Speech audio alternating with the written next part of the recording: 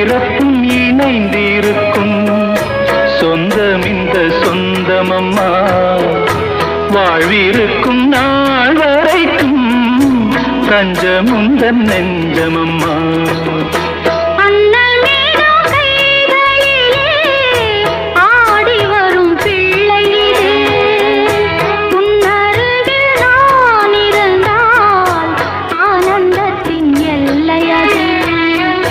காயத்ரி மந்திரத்தை உச்சரிக்கும் பக்தனம்மா